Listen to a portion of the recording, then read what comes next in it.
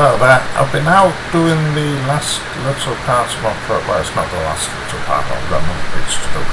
But if you remember in the last video, the last but one video, there was power to my radio work, but the power to my CD wasn't working, and the reason was these little connectors weren't biting through the little wires on the connector that goes between the car's wiring loom and the ISO connector on the radio. So I don't like using these. I said when I was putting them on, I don't like using these. They're always a bit dodgy connections. So it's much better to solder the wires up. So that's what I've done this morning. I've taken the little connector that goes between the loom and the ISO connector on the radio, and I've soldered them up. Now I haven't made a very detailed video of this because there are many videos on YouTube about how to solder wires nicely. I'm not brilliant at soldering. I must admit I'm not brilliant at soldering at all. So this is just my effort, and I hope it's okay. But so I'm just going to go through the video. Here we have the blue connectors on the wires, and then here we have them taken off. The next thing was to have a look at the wires. You can see it's not cut through the cables there. You have to slice through the cables. Now the red one is the accessories power for the what comes on when your accessory switch, and the brown one's an F.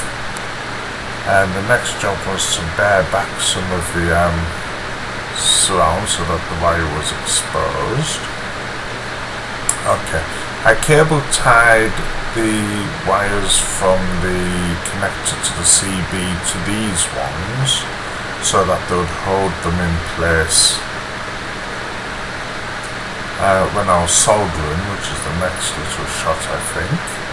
Yeah, you can see them cable tied. This just holds them nice and tight together so that they're not moving around when I'm trying to solder them. It's a neat little trick. Also, after they've been soldered, because the two wires are held together, I think it's a bit more secure for when the wires are being moved about and put in, it just hold them a bit better. They have twisted the wires round each other, you see, ready for soldering. And then on the other side, the next I think is the heat shrink. I'll show you the heat shrink. This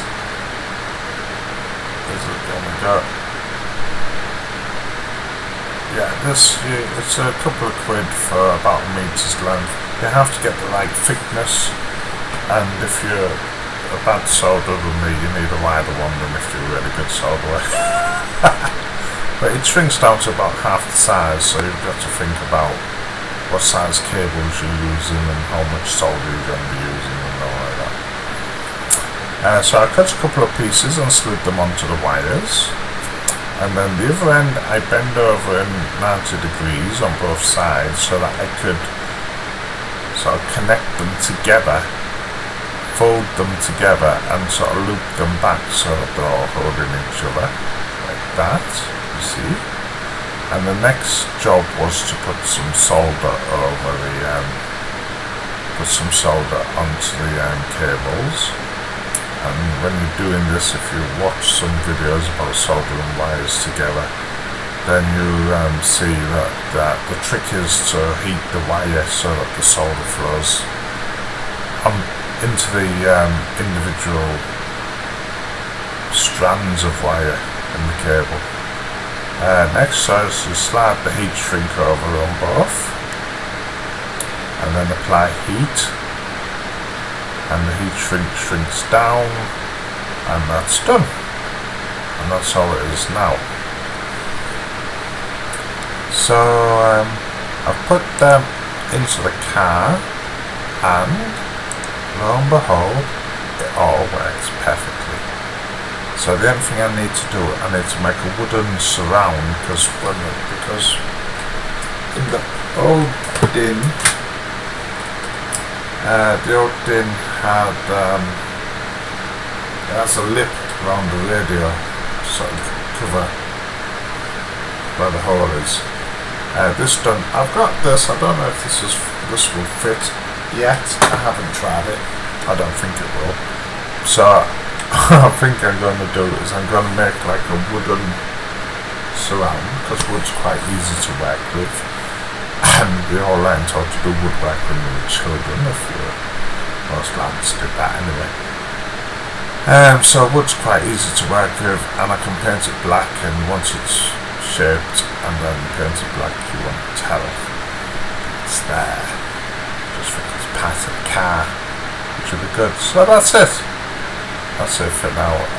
See you in the next video.